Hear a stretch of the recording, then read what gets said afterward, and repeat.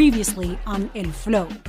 We was in the Canal Zone until I was like 17. Then we moved to Panama and Rio Abajo. My grandma was hard. She told me, look, you're from Panama. You're not American. You got to learn Spanish.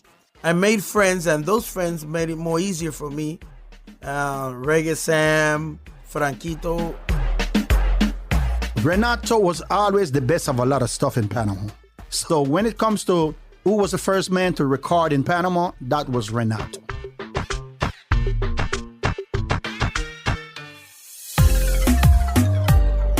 Of all the places you could think of where the reggaeton movement could have gotten its start, a school bus is probably all the way down at the bottom of the list, next to, Lithuania.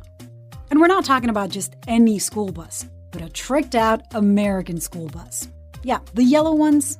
That's because for the past 40 years, school buses that get pulled off the road in the United States are given a second life in Central America. In Panama City, American school buses were given a major makeover and then put into circulation as privately owned commuter buses. To attract customers, the super competitive bus owners painted the outside with graffiti, installed loud-ass music systems inside, and drove like demons. The buses were literally called Diablos, Rojos. In the early 80s, a young crew of up-and-coming musicians decided the Diablos Rojos were the perfect place to make their mark. This is El Flow, a journey to the roots of reggaeton. Hi, my name is Lilia Luciano. I'm a CBS News correspondent born and raised in Puerto Rico, the cradle of reggaeton. And you're listening to Episode 3, Diablos Rojos.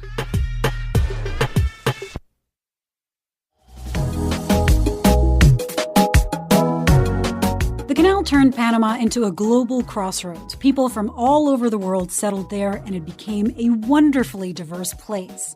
Of course, you have Latinos, but also immigrants from China, the Middle East, and hundreds of thousands of people from Jamaica and the Caribbean, the descendants of the workers who actually built the Panama Canal. The music in Panama is just as varied as its people. The streets are ringing with calypso, merengue, salsa, and of course, reggae. My family originally from Panama. My background and my ancestors, they are Jamaicans. This is Samgard Biscom Daly, known artistically as Reggae Sam.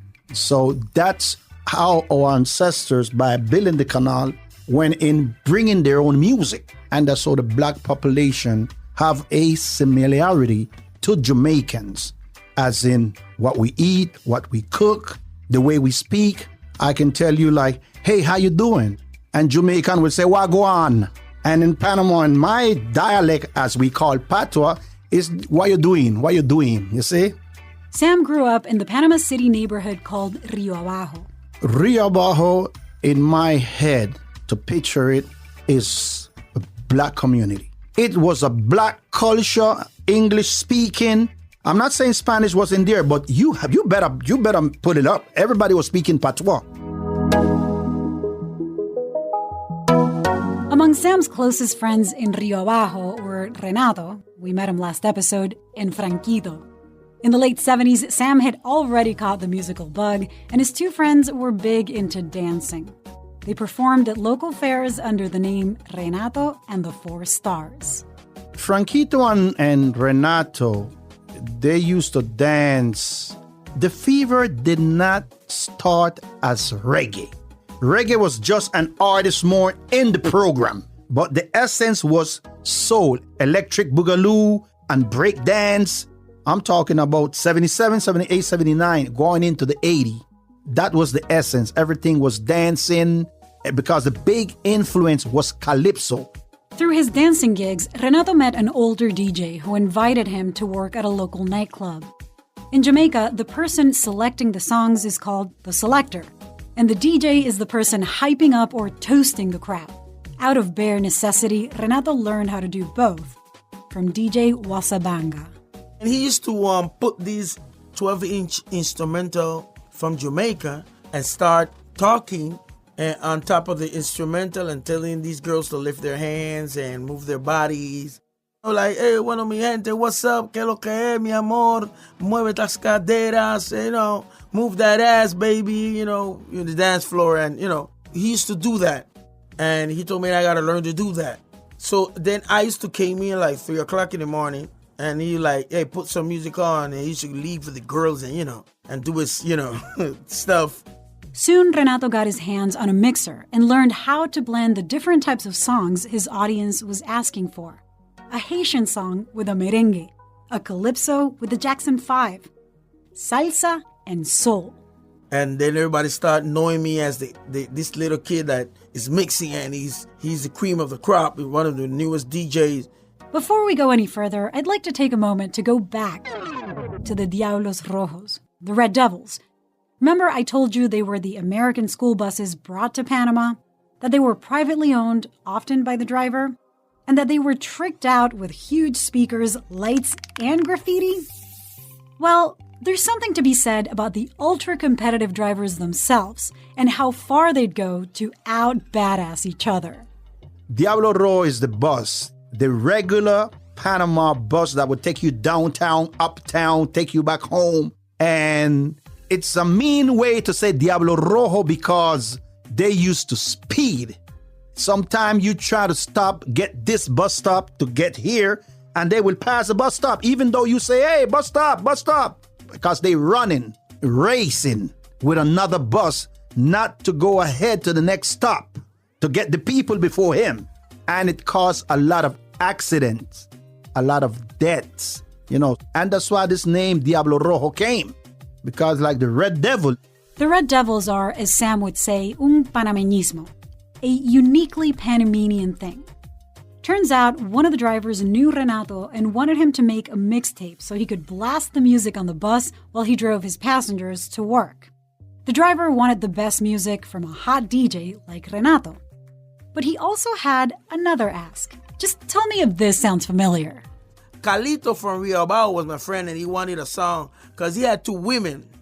And he wanted a song that would say that he's the best. He has a lot of women, and that he was the number one, so I would try to get it instrumental. And when we got it, write a song de este Calito, el chofer de veranillo, ese número 1, ese tu amigo, ese Calito lo corretean las mujeres, porque Calito tiene poderes, you know what I'm saying? So that's how it started.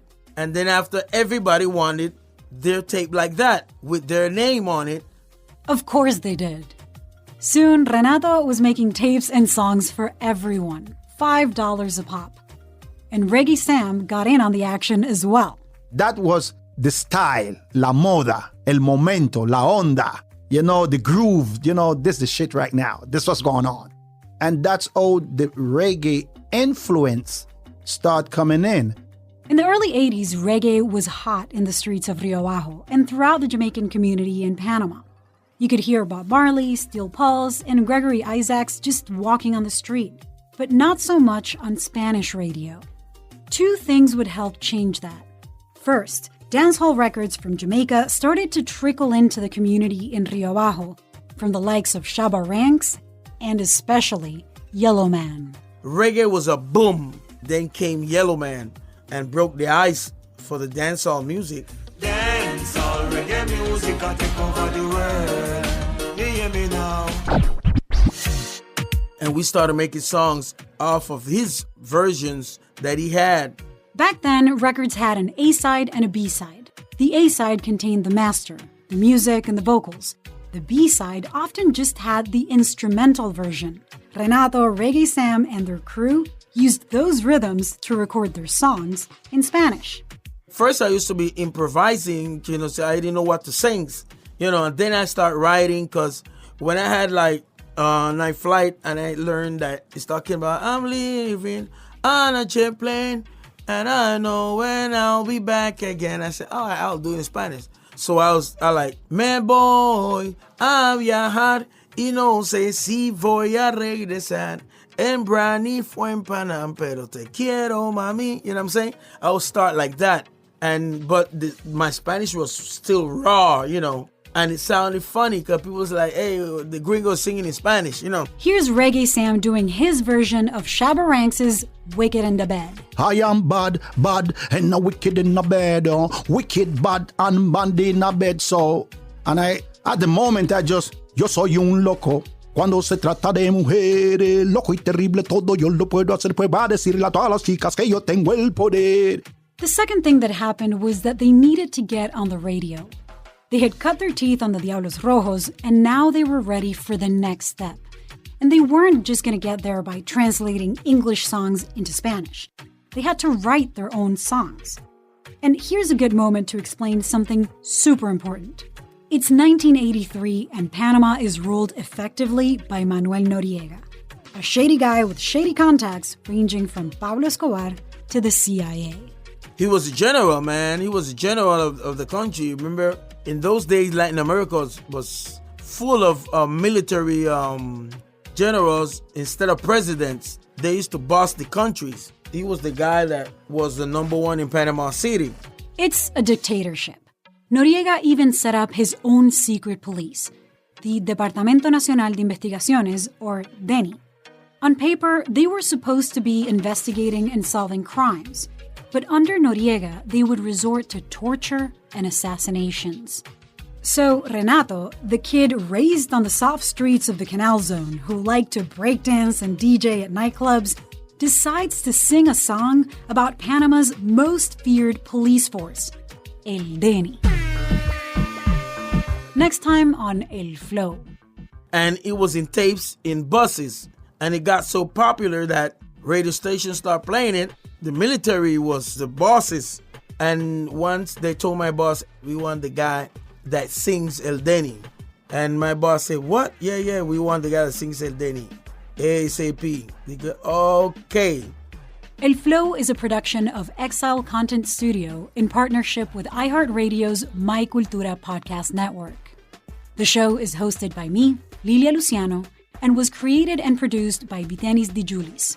Production and sound design by Dixo. Additional production by David Quiñones. Original music by Truco. Production supervision by Álvaro Céspedes. Executive producers for Exile Content Studio are Nando Vila, Isaac Lee, and Alejandro Uribe.